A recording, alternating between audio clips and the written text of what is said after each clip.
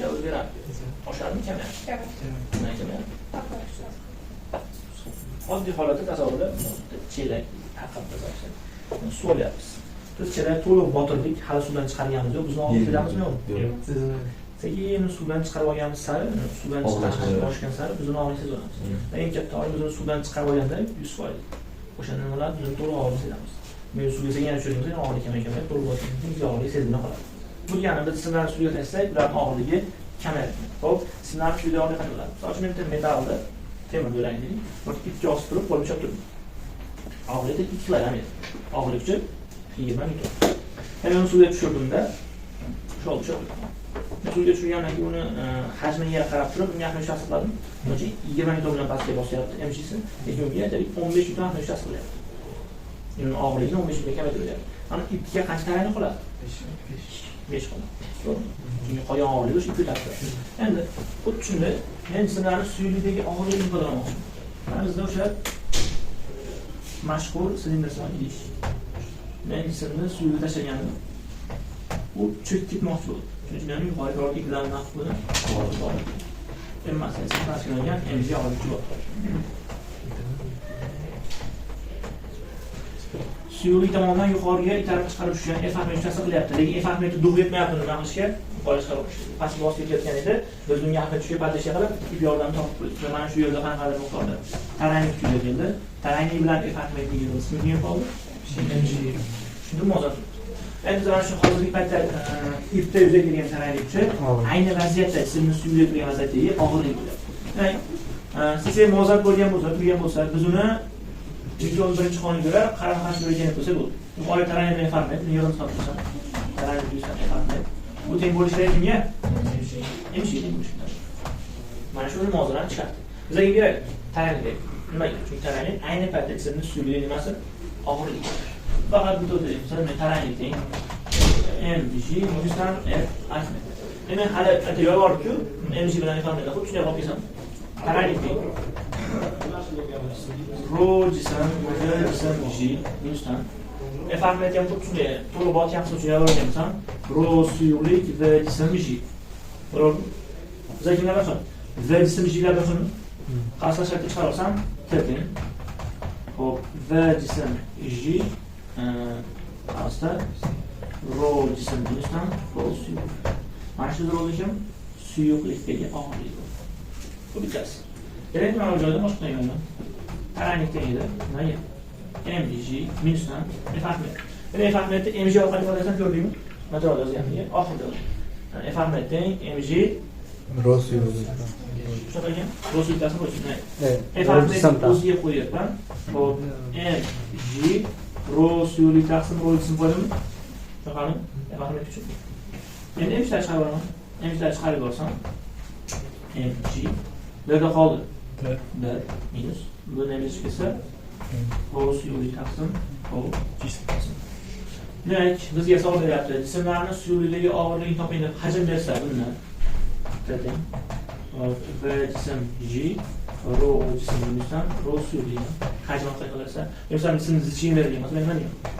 Xo'p, yog'iy massasini bilamiz. Teng mg 1 minusdan rho suyuqlik taqsim rho jism bo'ladi. Bizda bu odamlar kim? Jismlarning suyuqlikdagi og'irligi massa berilsa bunday, hajm berilsa bunday. Jismlarning suyuqligi og'irligi. Bu suyuqlik og'irligi endi hali titaniyaga qo'yganlar uchun nimadir qanaqa jiletga qarasang, hozir basanga olsang, ballonlar bilan bor. Xo'p, xuddi o'sha bizda ballonni biz oddiy ilmiy tilda deymiz, tutqarish chambarak bo'ladi. Tutqarish chambarak ballonlar. Tutqarish chambarak deymiz. Xuddi o'sha tutqarish chambaragi bor senda. So'ng unga hozir bekzod chiqqanida, bekzod ko'tarib, bekzod tutqaryapti. Lekin unga rozmrod chiqdi, uchayib bor. Nimaga? Chunki bu og'irlik katta bo'lgani uchun uni tutqarish chambaragi kuchi yetmay qoldi. Buni ko'tarish uchun misol uchun u 200 newtonni ko'taradi, lekin buniki 250 ta og'irlik. Bu nima qildi demak? Uni bosib olgani uchun bu birgalikda ketdi. Savol beryapti. O'sha tutqarish chambaragini ko'tarish uchun masalada tutqarish chambaragini hajmi, massasini ko'tarib olsa, yaxshi qaraydi. Manisi o'sha. Suv. Bizda qutqarish chambaragi bor. Mana shunday o'rtada ballon bor. Ballon. Birovda bu suyugiga hali to'g'ri botmagan. Chunki ustida hech qanday yuk yo'q. Biz endi nima qildik? Suyuqga yuk qo'ygan bo'lsak, ya'ni biror F3dan bosadigan bo'lsak, bosib tushgan. Uni to'liq mana shu suyuqga to'liq botgungacha ko'tarib tursin. Ko'tarib turadi. Mana shuning maksimal nimasi ko'tarish kuchida. Agar bundan oshiqcha ko'proq tushgan bo'lsa, u sekin pastga tushadi. Unda o'chib ketadi. Lekin biz maksimal to'liq botgungacha qancha ko'taryapti? Shuning maksimal ko'tarish kerak. Ko'tarish kuchini. Aytaylik, buni pastga kim bo'ladi? MG bo'ladi, yuqoridan F AH bo'ladi. Dastlabki holatda mana bu Ahmed kuchi kattalikda, buni suyuqga botirilmay turgan. MG kichik uchun ham chiqarib olgan. Lekin biz unga qo'shimcha kuch qo'ydik. Mana MG ga podeshya qilib, buni bosdi, ikkovini birga yig'indisi F AH tengashtirib, shu to'liq bosdi. Endi hozir shunaqa, Newton dog'oni birinchi qonuniga kelgan bo'lsak, F bosuvchi kuch bilan MG ning yig'indisi F AH tengashtiradi. F bosuvchi kuchning bilan MG ning yig'indisi F AH tengashtiradi. Bizga o'sha bosuvchi kuch kerak. Bosuvchi kuch qiymati qancha bo'lsa, o'sha ko'tarish kuchi teng bo'ladi. Shuncha miqdorda ko'tariladigan ma'lum. Mana bu F bosuvchi degan F bosuvchi teng.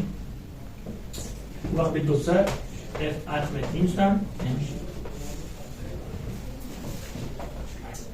O'rnash bor. Shunday. Mana o'rnash qo'ysam bo'ladi. Qo'ysam keladi. Yo'q chiqmasdan. F bosuvchi teng. F Ahmed birato'la MG. Rho suyuqlik taqsim rho jismdan ketdi. Minusdan MG. MG larni chiqarib olsam, yerda MG chiqib ketsa nima bo'ladi? Rho suyuqlik taqsim rho jism minusdan qoldi. Mana F Ahmed bilan yo'laman. F bosuvchi bilan ekan. Rho suyuqlik V dotgan, ya'ni V jism G jism minusdan MG ni. Rho jism V jism G bo'ladi. Yerdan V jismlar G larni chiqib ketsa, V jism G. Rho suyuqlik minus rho jism bo'ladi. Demek men bosuvchi kuchdan, bosuvchi teng mg rho suyuqlik taqsim rho jism minusdan taqsim bo'ladi. Yoki F bosuvchi kuchni men V jism G rho suyuqlik minusdan rho jismdan bo'ladi. Bu nima bo'ldi? Bu qutqarish chambaragini ko'tarish kuchi yoki bo'lsam jismni suyuqlikka to'la botirish uchun kerak bo'lgan kuch bo'ldi. Tushundingmi? Ana ko'kayimiz botirilgan, bu da shunday to'la botirish uchun kerak bo'lgan kuch. Yani biz bunu qo'rqmasdan jismni suyuqlikka to'la botiruvchi kuch yoki qutqarish chambaragini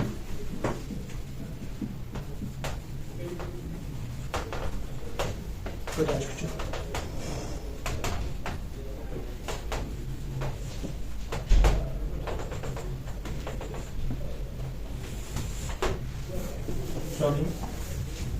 Jismni suyuqlikka to'la botiruvchi, masalan, qutqarish chambaragini ko'tarish kuchi ham bo'ladi. Endi qarasang, mana bu faqat qarsash o'zgarib qolsa, o'rnashib qoladi. Bunda 1 minus rho suyuqlikasi bo'lsa, bunda rho suyuqlikasi bo'lsa minus 1. Bunda rho jism minus rho suyuqlik bo'lsa, bunda rho suyuqlik minus rho jism. Kuch almashib qoldi hozir. Birovda muammosi yo'q. Buni yasagan bo'ladi.